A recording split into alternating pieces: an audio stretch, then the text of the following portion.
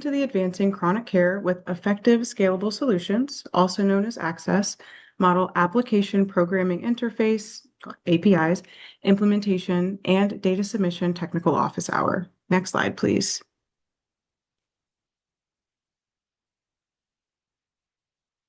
Before we get started, we will share some brief housekeeping remarks. During today's presentation, all participants will be in listen-only mode.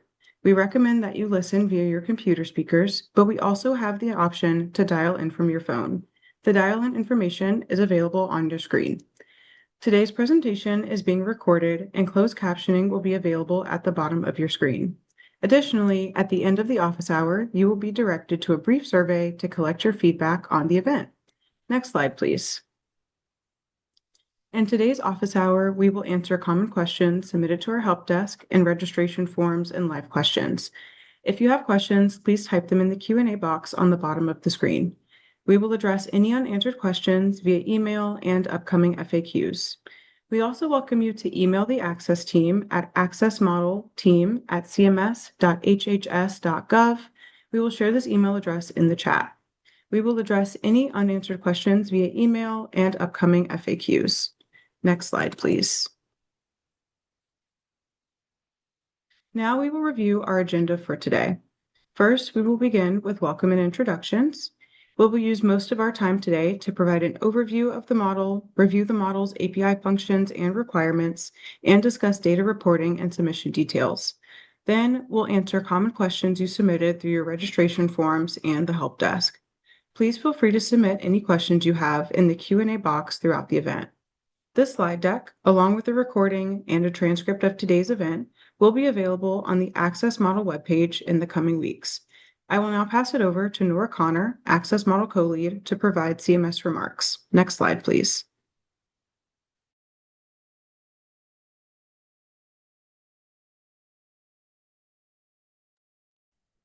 Hello, everyone. My name is Nora Connor, and I am one of the co-leads for the Access Model.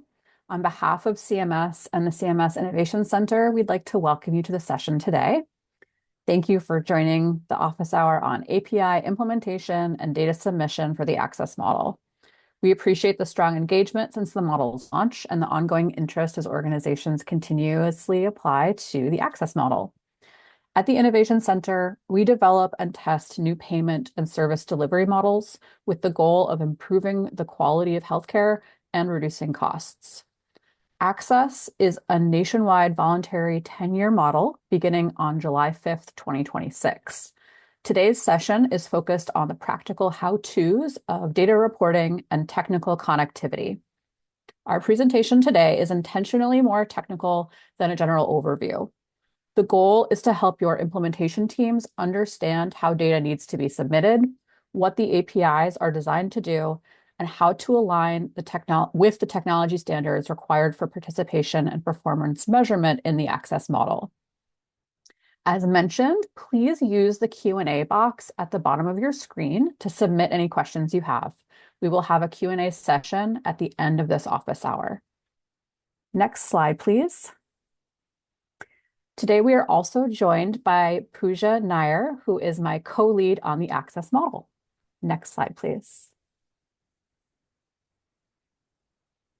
Thank you, Nora. Now we'll provide a brief overview of the Access Model. If you attended our Access Financial Structure and Clinical Performance webinar a few weeks ago, some of this information will be familiar.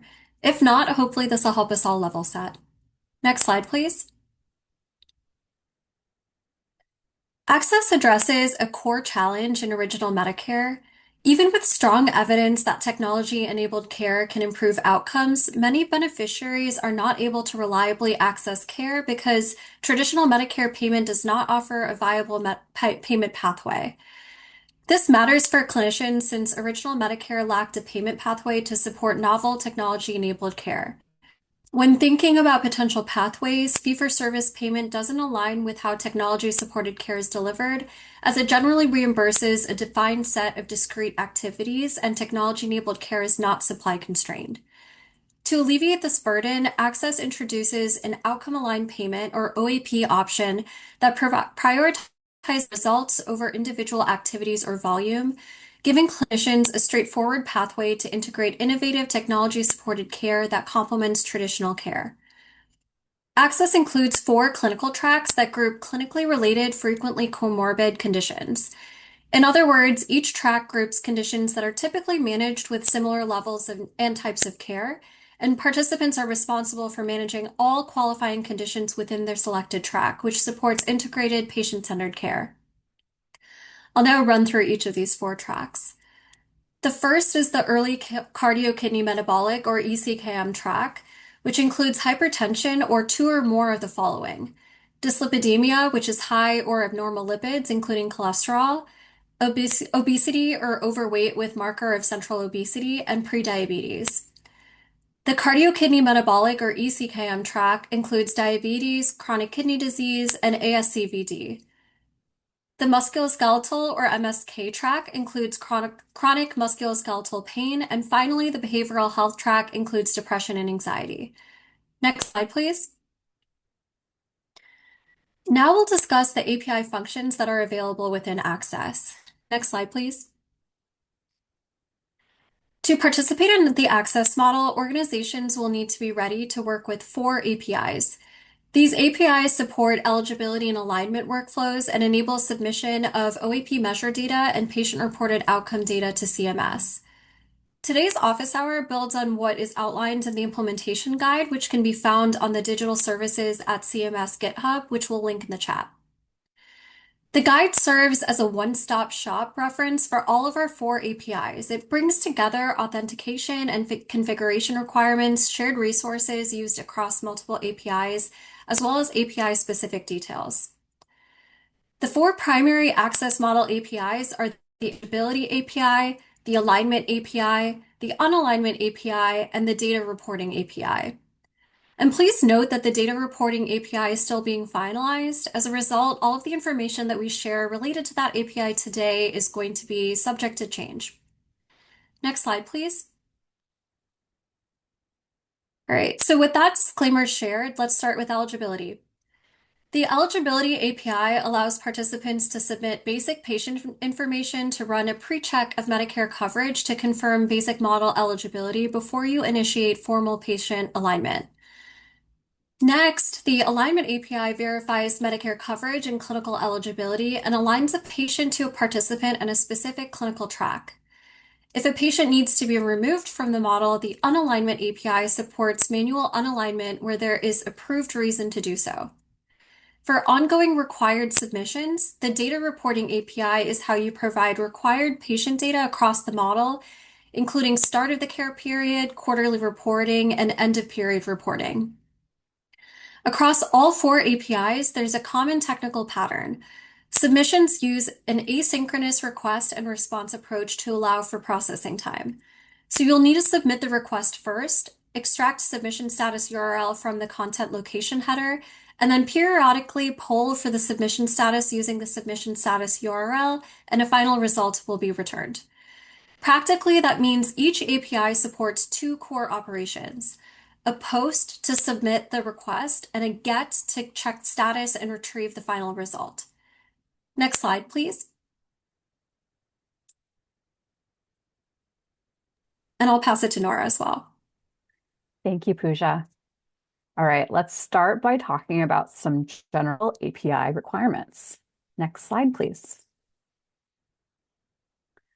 To support interoperability, care coordination, and accurate alignment, participants will be expected to use health information technology that meets the model's implementation standards. First of all, participants will need to implement technology that aligns with the program requirements so that they can complete the required API transactions. This is foundational in allowing patients and providers to access and exchange electronic health information using FHIR-based standards, where FHIR stands for Fast Healthcare Interoperability Resources. This leads to our next point about data submission to CMS. Participants must be able to submit required clinical and patient-reported outcomes data through CMMI's FHIR-based reporting server. Please note that unlike other CMMI models, there are no alternative methods for reporting this data in Access. It has to be submitted via the Data Reporting API. Finally, participants must establish and maintain connectivity to a Health Information Exchange, or HIE, within 12 months of the model start date, so by July 5th of 2027. This requirement will enable care coordination via bidirectional health information across the geographic area where the participant delivers care. Connectivity needs to enable timely two-way exchange of clinical information with all providers involved in a patient's care so that care teams, including primary care physicians and other referring clinicians, can maintain continuity of care, including with the access participant. HIE connectivity should support event-driven or on-demand data exchange without avoidable delay and in alignment with the clinical context. Acceptable health information exchange arrangements include participation in a state-based HIE. If your organization practices in multiple states, you may prefer to connect with a qualified health information network, or QHIN. The QHINs are designated under TEFCA, which stands for the Trusted Exchange Framework and Common Agreement. A list of QHINs is available from TEFCA's recognized coordinating entity at their website, which we will share in the chat. Please note that CMS will not be evaluating minimum tech requirements. We require regulatory compliance, not a specific minimum set of technologies. Next slide, please. Okay, now we will discuss the Eligibility API. Next slide, please. Access participants can use the Eligibility API to confirm a potential patient's coverage eligibility before formally submitting the patient's clinical information for alignment and model enrollment. The Eligibility API enables participants to submit basic patient details for individuals who may be strong candidates for the access model. This API, as mentioned, uses an asynchronous submit and poll workflow to determine access model eligibility, supported by two main operations. The first is a check eligibility operation, which submits an eligibility check request. This operation returns a submission status URL. The second is a submission status operation, which polls the submission status URL and returns the final results when complete. This whole process should take about 30 seconds to a minute. Next slide, please. Okay. The Eligibility API has a number of input parameters. So we're going to go through those now. The first is the participant ID. The participant ID is the ID of the submitting participant and is assigned to access organizations when they complete their application in the participant portal. These IDs all start with the name access and then 4 digits after that. Next is the payer ID for the patient. For the CMS access model, this will be the payer ID for Original Medicare. Next is the patient parameter.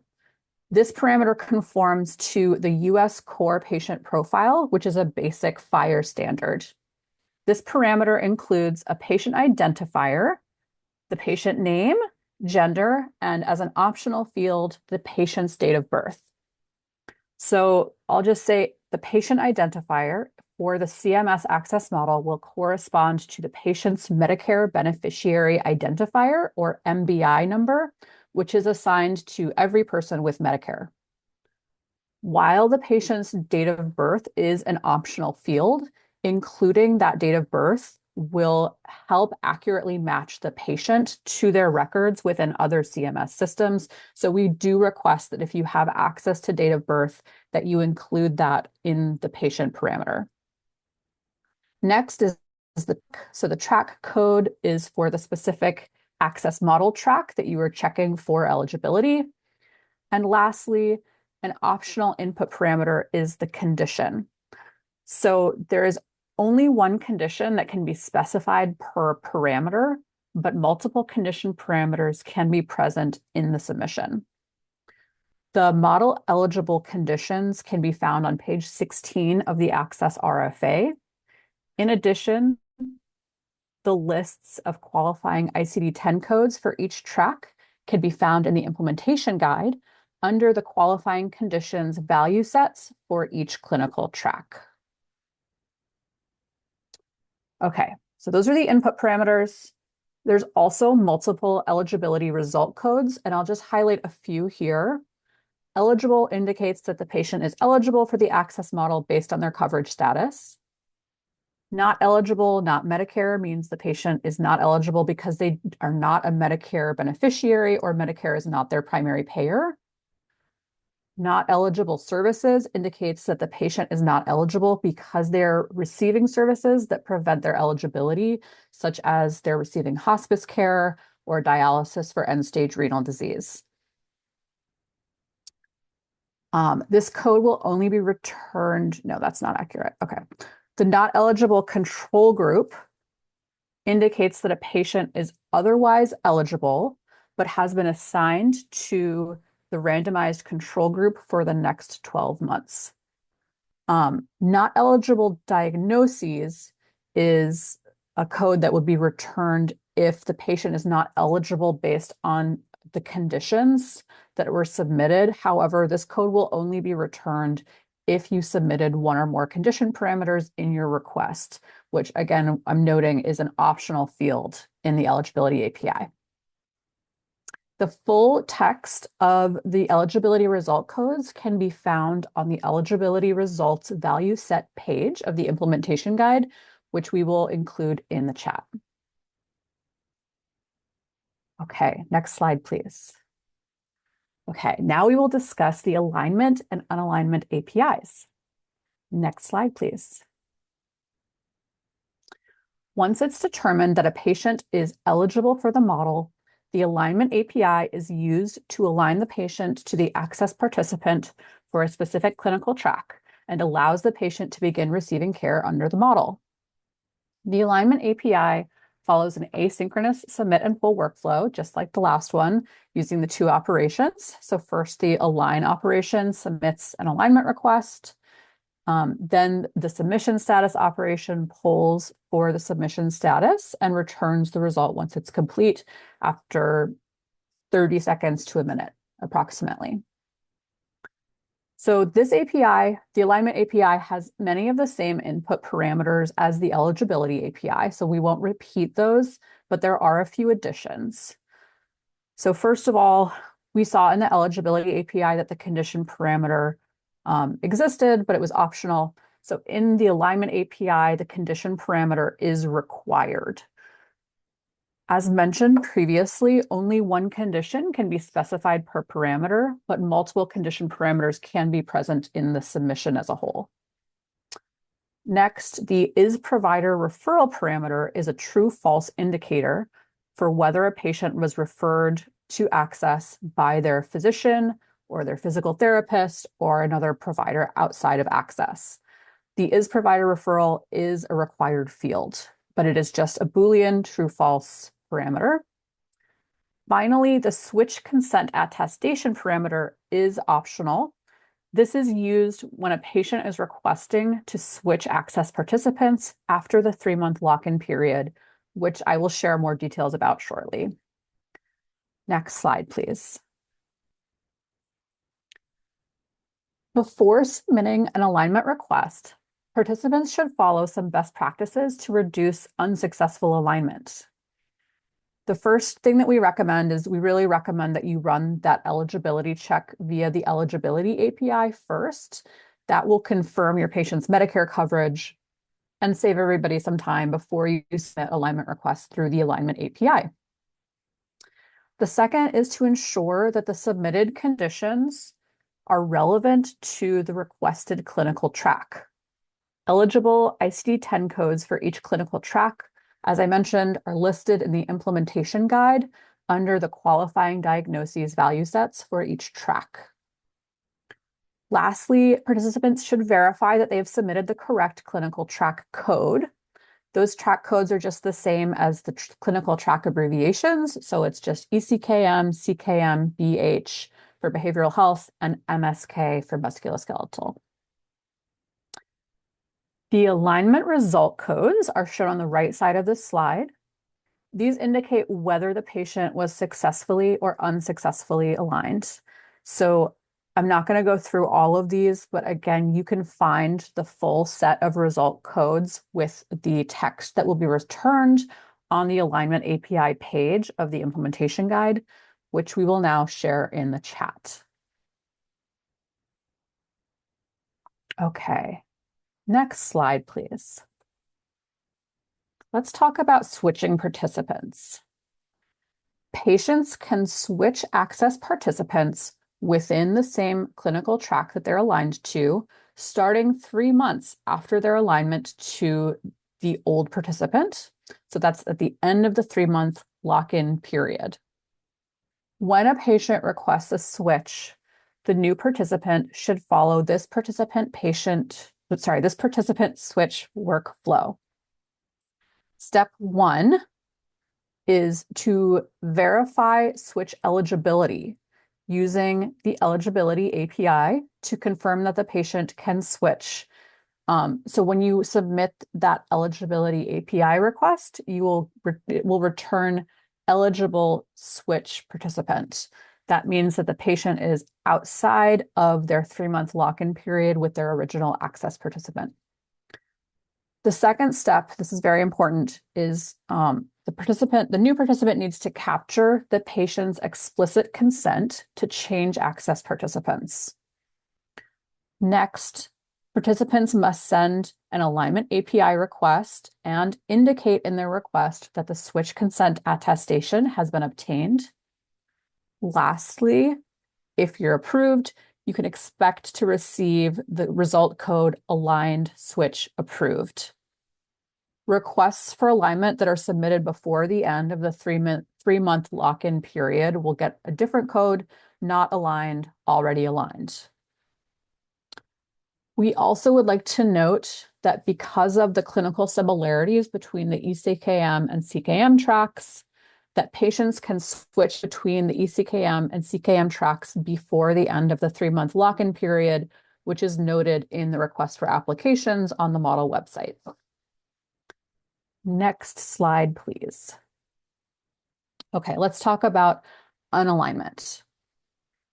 If an aligned patient meets the accepted reasons for unalignment, the access participant can unalign the patient using the Unalignment API. The Unalignment API also uses an asynchronous submit and pull workflow with the following operations: unalign, which submits the unalignment request, and submission status, which pulls the submission status URL until processing is complete and a final response is returned. When processing is complete, the result parameter uses codes from the access unalignment result value set. These codes are unaligned, which indicates that the request to voluntarily unalign a patient has been accepted and the patient has been unaligned. Alignment pending, which signifies that additional CMS review is required to complete the unalignment request, and patient not aligned. This is essentially like an error code that means the patient was actually not aligned to that access participant in the first place. So it just means that that patient can't be unaligned because they were not aligned previously. Next slide, please.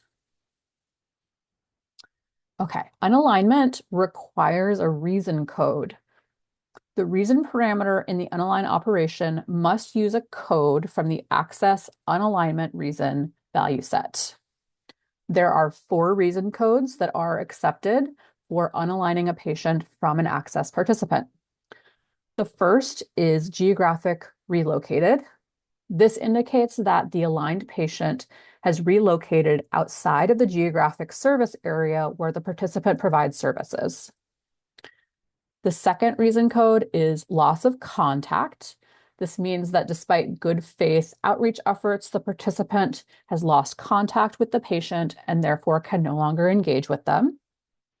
The third is patient initiated, which means that the patient simply no longer wants to participate in the model with the access participant after the 3-month lock-in period. So this can only be submitted after the 3-month lock-in period. And finally, there is the no longer clinically eligible reason code. This means that the patient's conditions have changed and they are no longer eligible for their aligned track. Please note that participants must provide an ICD-10 diagnosis code and a short narrative description of why the patient has become clinically ineligible. Next slide, please.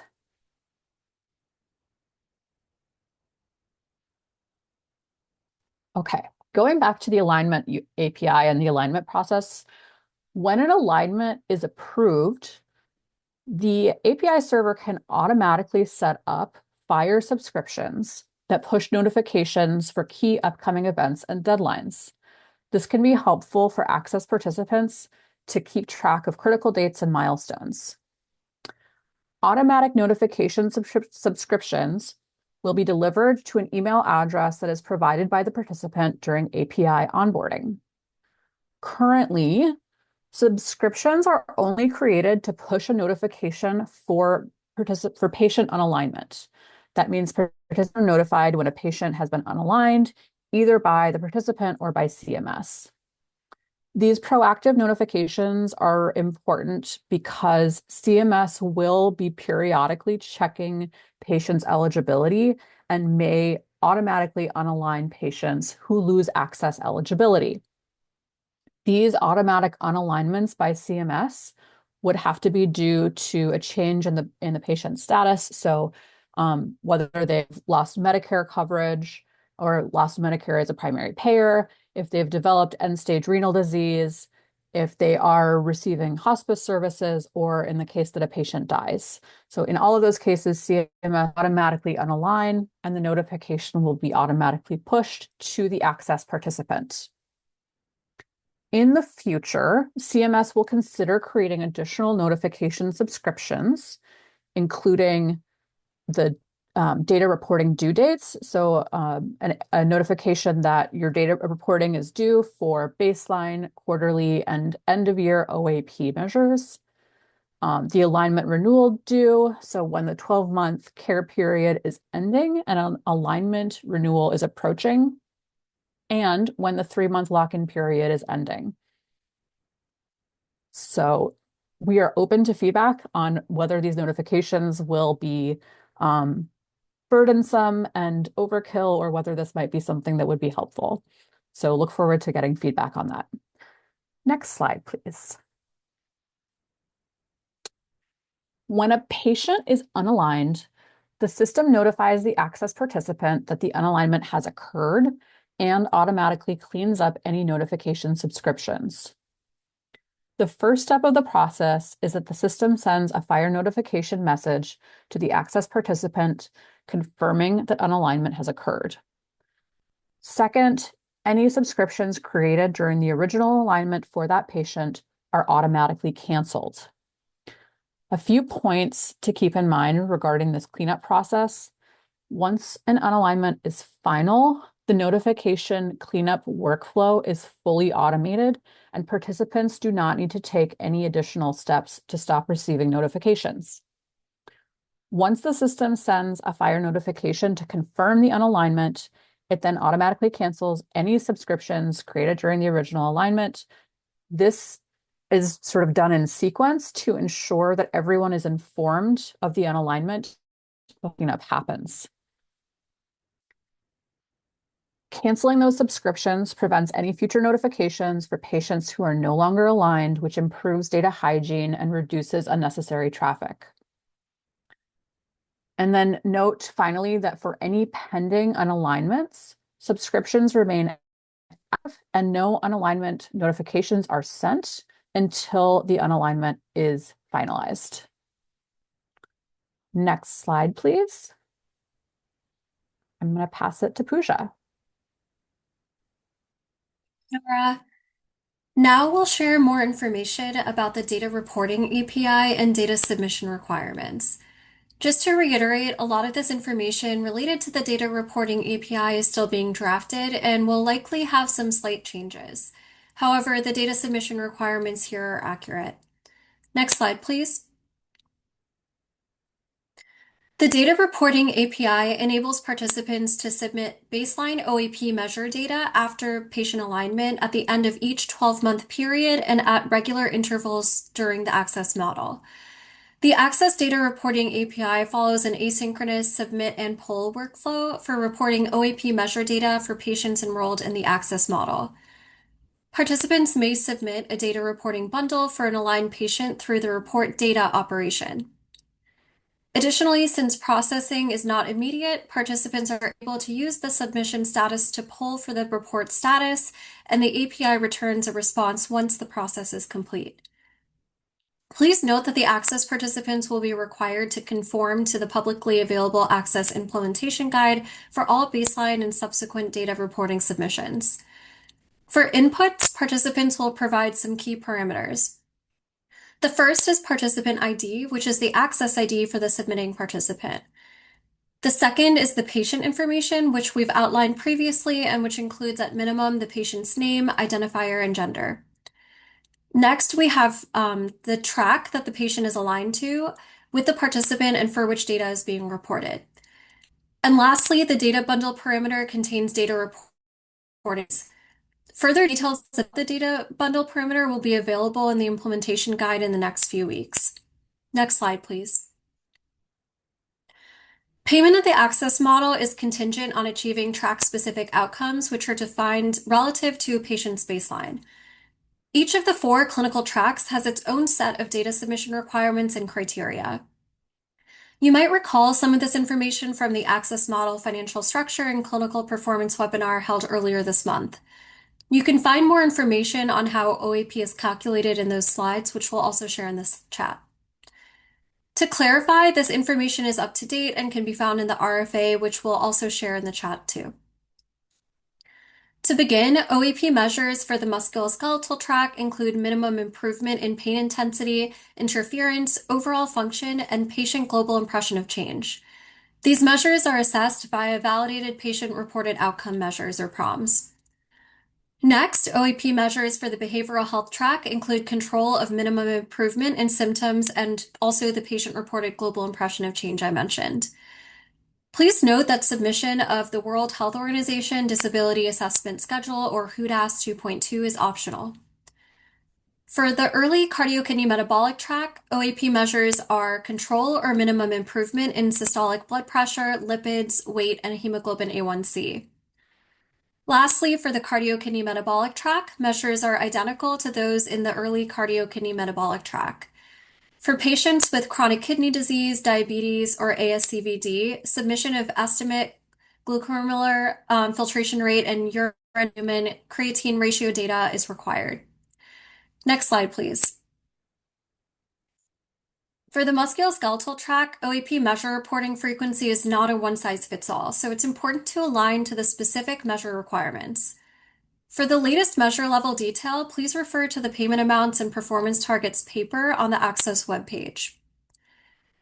At a high level, musculoskeletal pain, improvement in physical function and pain interference is reported at baseline, quarterly, and at the end of the period using patient-reported outcomes. For pain intensity, participants also report at baseline, quarterly, and at end of period. For patient global impression of change, reporting is done at the end of the period. So there are 2 timing rules to keep in mind for data reporting. First, all musculoskeletal patient-reported outcome measures have a 15-day clinical validity window, meaning that the maximum time between the collection date and the submission to CMS is 15 days.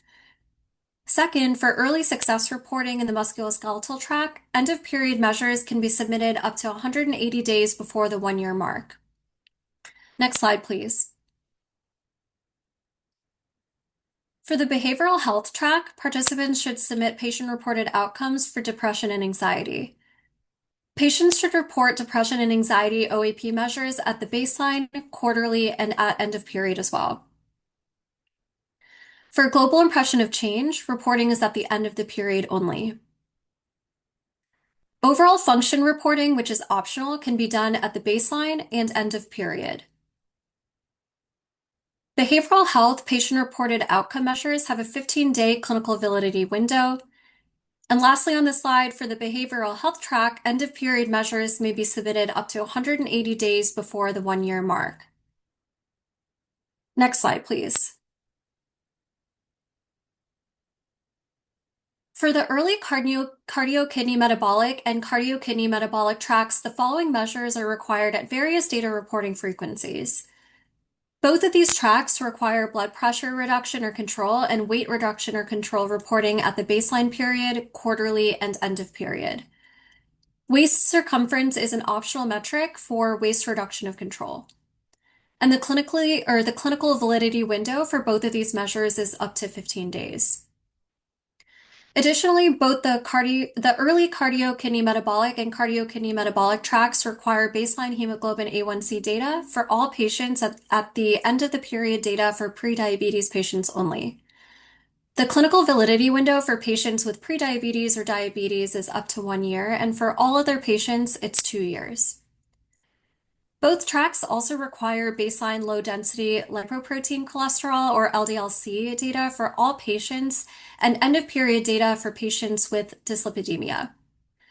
The cardio-kidney metabolic track requires end-of-period data for low-density lipoprotein cholesterol for patients with ASCVD. Metrics for LDL-C include triglycerides, total cholesterol, and high-density lipoprotein, or HDL.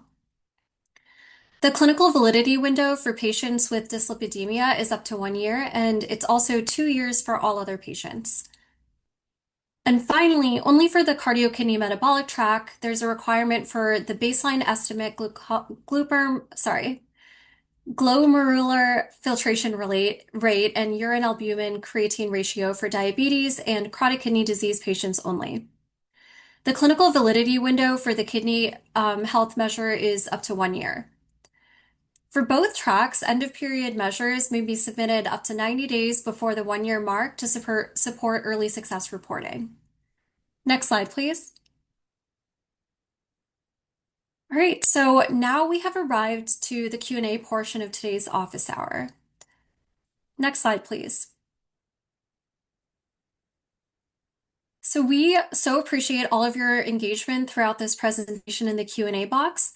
We're going to start today's Q&A session with some common questions the model team has received, including some questions that were submitted from your registration forms, and we'll also address live questions submitted during this office hour. All right, to start, we received one question regarding whether there's a list of all integration points with CMS.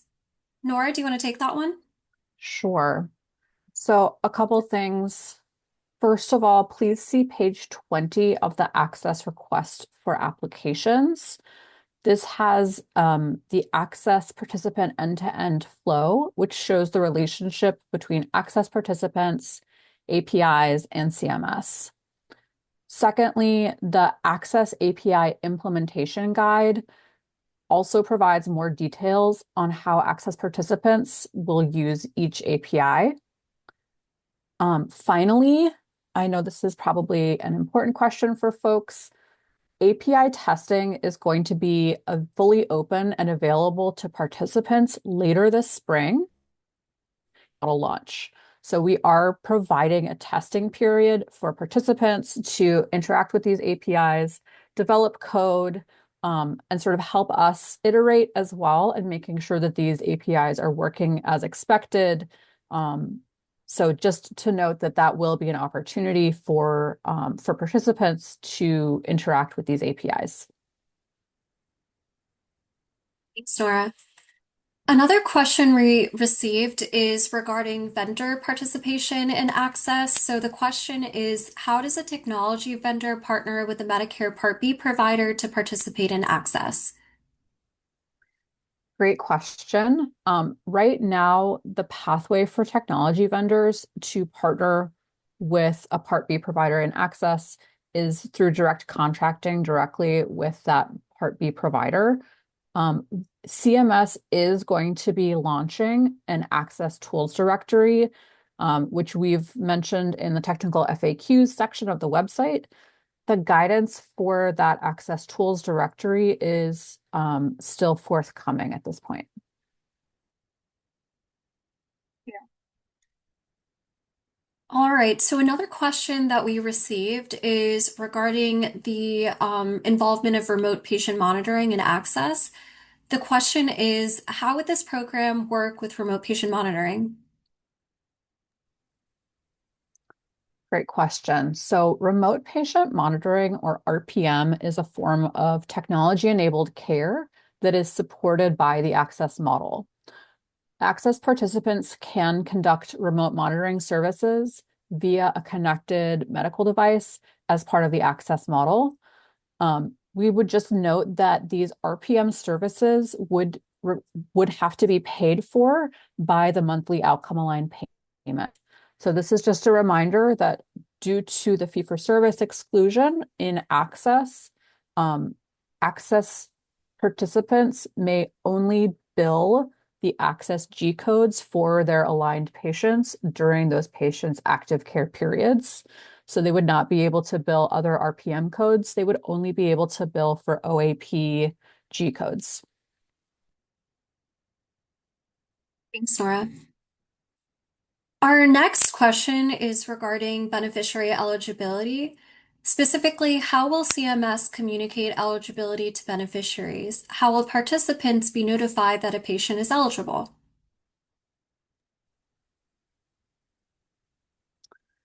Okay, so Access participants are responsible for validating the clinical eligibility of the patients. This is described in more detail in the clinical validation section of the request for applications. As we mentioned, CMS is supporting the validation of Medicare coverage, as well as checking for any exclusion criteria. This was mentioned in the Eligibility API section. CMS is checking that the patient is not receiving hospice services and is not receiving care for end-stage renal disease. That's all done through the Access Eligibility API. It's also described in the beneficiary alignment section of the RFA, the request for applications.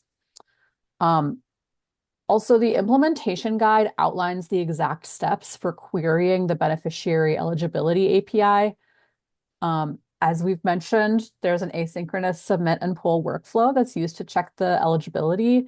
First, you use the check eligibility operation to submit the asynchronous eligibility determination request, and then the submission status operation retrieves the status of the previously submitted eligibility check.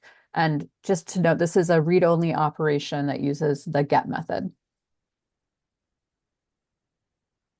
Thank you, Nora.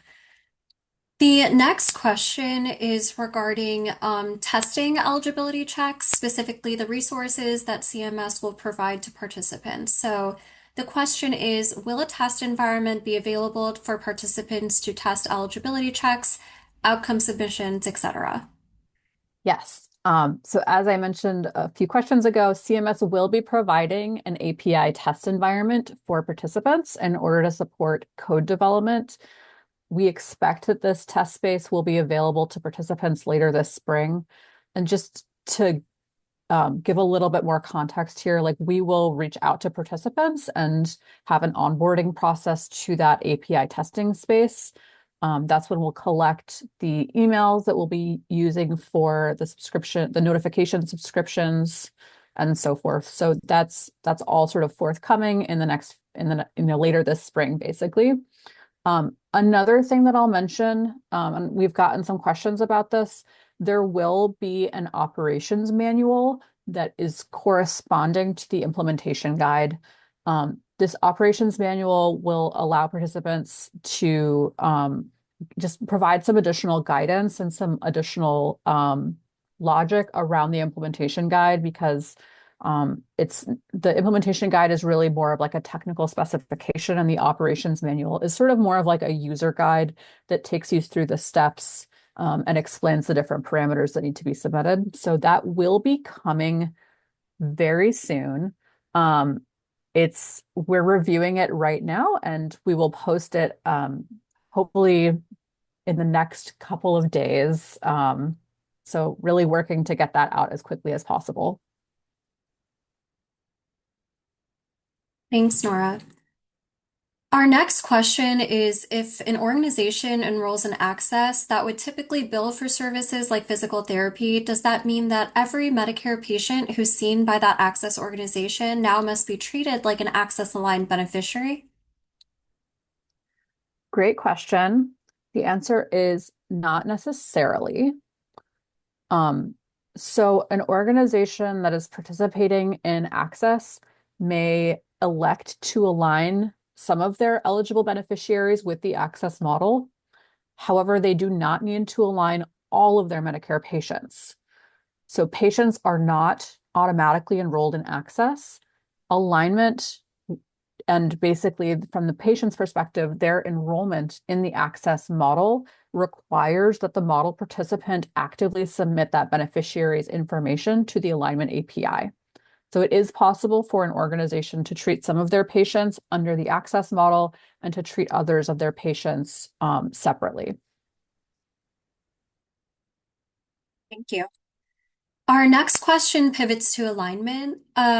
One individual asked, when does alignment occur? Great question. So alignment begins on the date that the access participant submits the alignment request for that beneficiary to the CMS Access Alignment API and receives basically a confirmation back. So the align operation initiates that alignment request. You should get it back the same day. And these responses, I think there's been some Q&A about this. They can take like 30 seconds to a minute. If they're taking longer than 5 minutes, that's probably a timeout operation, and it might make sense to push that back to resubmit and make sure all the parameters are correct. But it should happen on the date that the Alignment API is queried and returns a positive result. Thank you. And what are the reasons for unalignment, kind of on the other end of it? Yeah, so just to review, there are 4 options that can be specified for unalignment in the Unalignment API. These are the only 4 reasons that a patient can be unaligned. So if there's another reason that you would like to unalign a patient, it doesn't fall within one of these 4 reason codes. You cannot unalign a participant, or sorry, you cannot unalign a patient as an access model participant. So the 4 valid reasons for an unalignment are the geographic relocation. So the patient has relocated outside of the geographic service area in which the access participant is licensed to provide services. The loss of contact. So that's despite good faith efforts. The contact with the patient has been lost and is therefore the participant is no longer able to engage with that patient. Patient initiated. So the patient decides that they no longer want to participate in the access model after the initial 3-month lock-in period. And then the 4th is if the patient is no longer clinically eligible. So the patient's conditions have changed in the access model such that they are no longer eligible. And again, flagging that CMS will automatically be checking for ongoing eligibility with CMS systems. So we will automatically be checking that the patient is covered by Medicare, not receiving hospice services, has not died, is not receiving dialysis. So all of those checks will be happening automatically, and CMS is taking the responsibility for doing those checks on our end. Thank you. So our next question is whether access participants need to have their own Fire-enabled API when submitting data to CMS's hosted Fire-enabled API. Great question. No, participants do not need to host their own API endpoint. However, they do need to have sufficient technology to securely submit RESTful API web service requests, specifically the GET and POST requests to CMS's API endpoints. This is required for key actions in Access, such as submitting clinical data. And as we've mentioned, the CMS's APIs use standard Fire-based specifications and data elements. Now we're going to pivot to some questions that we've seen raised in the question and answer box in the chat. The first question that I have for you, Nora, is If a patient's primary care provider is the program participant, but a specialist or other qualified provider is also acting as a program participant, would both providers be eligible for payment through this model? How can we be sure that the only provider managing this for the patient and uploading the data, how can we make sure that we are the only provider managing this for the patient and uploading the data? Great question. So the Alignment API, when you send a request to the Alignment API, one of the first things it does is check that that patient has not already been enrolled in the same clinical track with a different provider. So there is basically logic in the CMS server to ensure that a patient can only be aligned in a clinical track with one participant at a time. So if a patient is already aligned to a different participant, when you submit your alignment request, it will return not aligned, already aligned, which means that that patient is already aligned to a different participant. So the system will basically make sure that the patient cannot be enrolled in the same clinical track with two different providers at the same time. And this is on a first come, first serve basis. So whoever submits that alignment request first would have that patient aligned to them for then the 90-day lock-in period that starts on the date of alignment. Thank you, Nora. Our next question is asking about when the list of the participants will be available for review and if this will be included in the technology platforms that are engaged. Um, That's a great question. So we are not going to be including a list of technology platforms that are engaged per se. The only thing CMS will be publishing, and we're planning to publish this basically on July 1st. The participant list will just list the names of the participants at first. I'm going to take this opportunity to remind folks that while we will initially be just listing the participants in the access model, once we have results from the outcome alignment, the outcome aligned payments, we will also be including risk-adjusted measure outcomes as part of our participant list. And the intention there is to make it possible for members of the public, Medicare beneficiaries, primary care providers to be able to look at this list of participants and evaluate which participant is sort of having the achieving outcomes at the highest rate, and then be able to identify what's the best intervention for the beneficiary.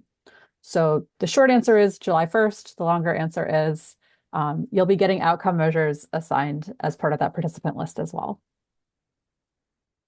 Thanks, Nora. Our next question is, for multi-track patients, would we need to submit multiple OAP reports? Great question. So the answer is yes. For beneficiaries that are enrolled in multiple tracks, you will need to submit separate OAP measure reports and claims for each track. This is because the CMS team is tracking enrollment and alignment at the track level. So if you have the same participant in multiple tracks, we treat those as separate and distinct sort of instances of enrollment in the access model. So we need to receive the outcome measures that align for those as well. So much. So another question is, for behavioral health, can other validated questionnaires be used? A couple that were noted include SDQ and ASQ, and if there is an estimated PHQ GAD-7.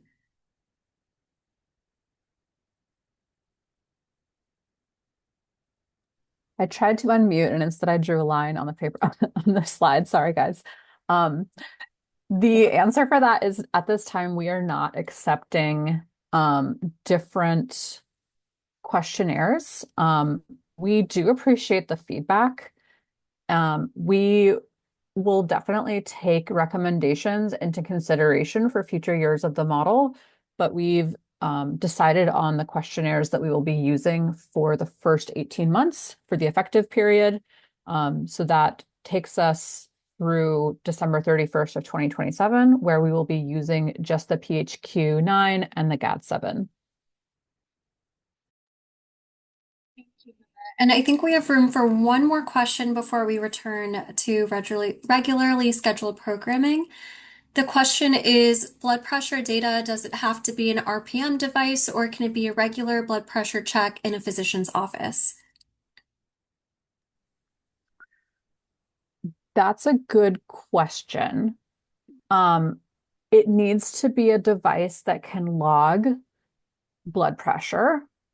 And there's requirements for this in the request for applications. I'm gonna dodge on this, and would like to make sure that we get back to you with exactly the correct information. All right, so thank you everyone so much for your attention and engagement during today's session. It's really appreciated and really helps us inform how to implement this model. This is all of the Q&A that we can cover today, and we really appreciate your thoughtful questions. Additional information will be available later. I did see a question in the chat that asked where folks can direct additional questions to, so hoping to answer that now as well. For any further questions, please email our team at accessmodelteam@cms.hhs.gov, which will be linked in the chat. Now I'll pass it back to Nora to go over some additional resources and also to close out. Next slide, please. Thank you, Pooja. All right, I'm going to go over some brief closing remarks. Next slide, please. To learn more about the Access model, please visit the Access webpage, which is linked in the chat. Give me 1 second.